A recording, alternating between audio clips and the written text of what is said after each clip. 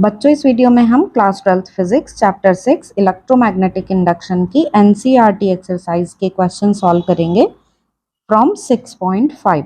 इससे पहले के क्वेश्चंस की वीडियो का लिंक बच्चों आपको डिस्क्रिप्शन में मिल जाएगा। तो क्वेश्चन पढ़ते हैं।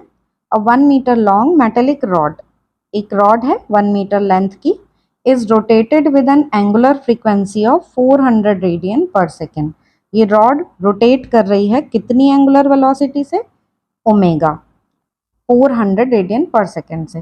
किस तरह से रोटेट कर रही है? About an axis normal to the rod passing through its one end. ये है अगर रॉड, तो इसके एक एंड के परपेंडिकुलर, ये बोला है ना नॉर्मल, तो इसके एक एंड के परपेंडिकुलर ये है इसका एक्सिस ऑफ रोटेशन। ये जो है ये क्या है? एक्सिस ऑफ रोटेशन है। ये इसके अबाउट ये रोटेट कर रही है। तो सपोज ये इस डायरेक्शन में ऐसे जाके रोटेट कर रही है, तो हमको ये कैसा दिखेगा? इस तरीके से एक प्लेन में ऐसे रोटेट कर रही है। ये है रॉड, लेंथ है इसकी 1 मीटर, और ये हो गया ओ। ठीक है, एक एंड है रॉड का ओ, दूसरा एंड हम मान लेते हैं सपोज ए है ये। आगे पढ़ते हैं question. The other and of the rod is in contact with a circular metallic ring. एक एंड तो फिक्स है जिसके अबाउट ये ऐसे रोटेट कर रही है, और दूसरा एंड जो है वो एक सर्कुलर रिंग को टच करते हुए जा रहा है।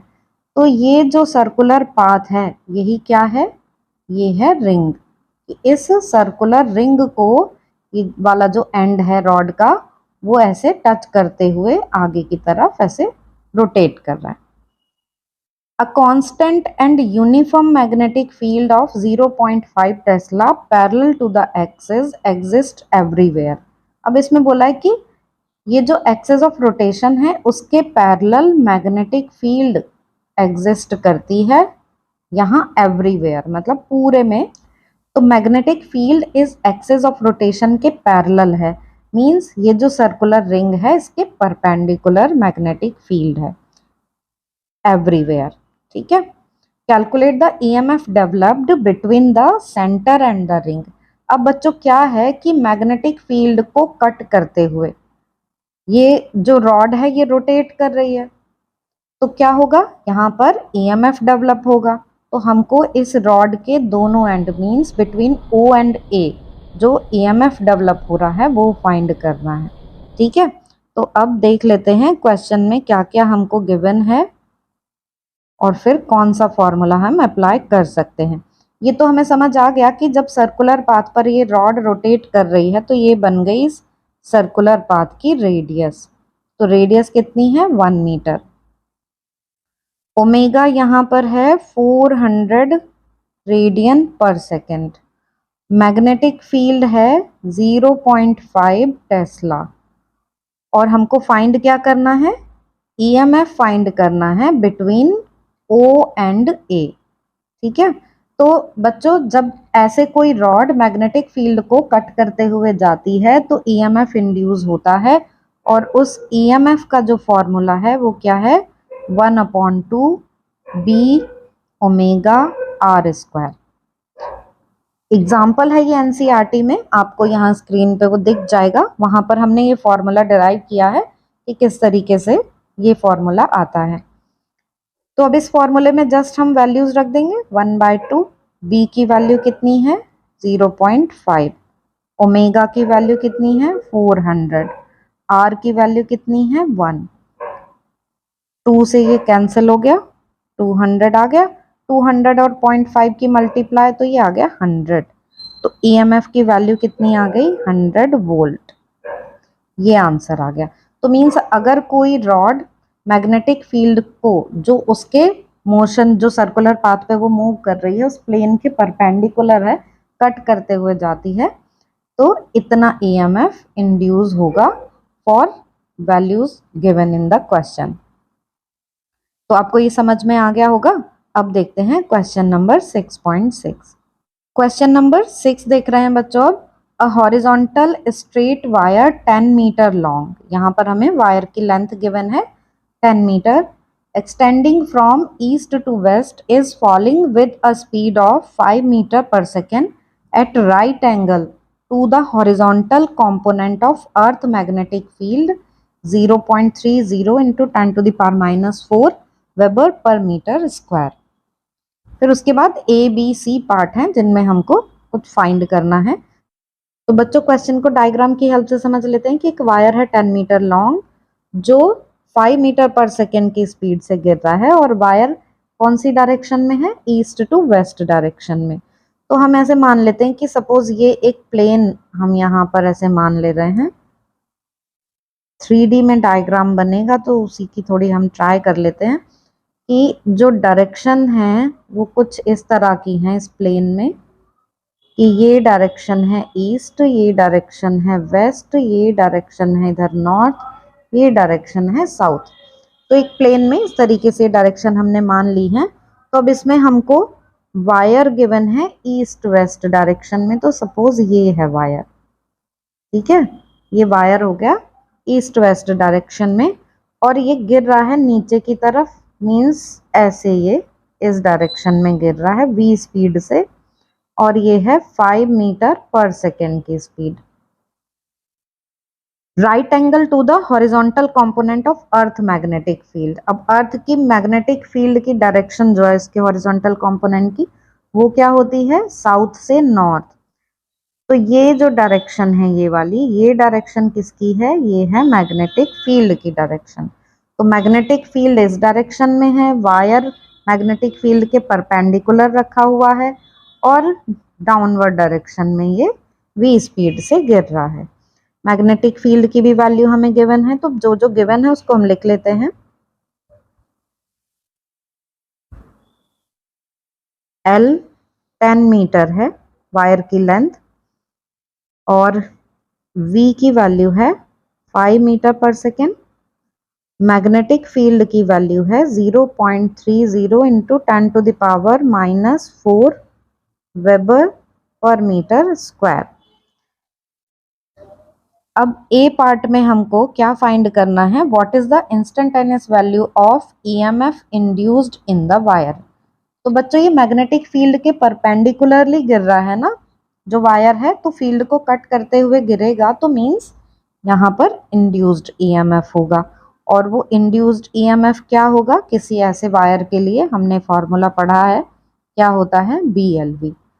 तो जस्ट हम इसमें वैल्यूज रख देंगे। तो B की value 0.30 into 10 to the power minus 4, L की वैल्यू 10 और V की वैल्यू है 5। तो 10 और ये 0.30 और 5 इनकी मल्टीप्लाई कर लेते हैं तो कितना आ गया 15।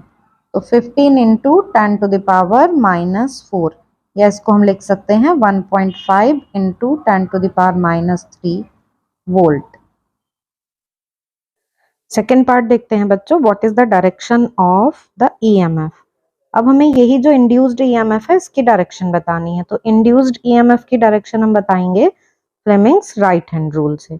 और फ्लेमिंग्स राइट हैंड रूल यहाँ पर अप्लाई करें तो मैग्नेटिक फील्ड हमने ऐसे ली है साउथ से नॉर्थ डायरेक्शन में और इसके परपेंडिकुलर वर्टिकली डाउनवर्ड डायरेक्शन ये है मोशन की डायरेक्शन, ठीक है। तो अब हमें देखना है इंड्यूस्ड ईएमएफ किस डायरेक्शन में आएगा, ये दोनों परपेंडिकुलर हैं। तो अब हम अपनी इंडेक्स फिंगर जो मैग्नेटिक फील्ड को रिप्रेजेंट करती है उसको ऐसे रखेंगे मैग्नेटिक फील्ड की डायरेक्शन में और थंब जो मोशन को रिप्रेजेंट करता है उसको रखेंगे डाउनवर्ड डायरेक्शन में। तो हम देखेंगे कि रेस्ट ऑफ द फिंगर्स जो हैं उनकी डायरेक्शन आ रही है वेस्ट टू ईस्ट डायरेक्शन, ठीक है। तो वेस्ट टू ईस्ट डायरेक्शन जो है ये किसकी होगी, ये होगी इंड्यूस्ड ईएमएफ की या इंड्यूस्ड करंट की डायरेक्शन होगी।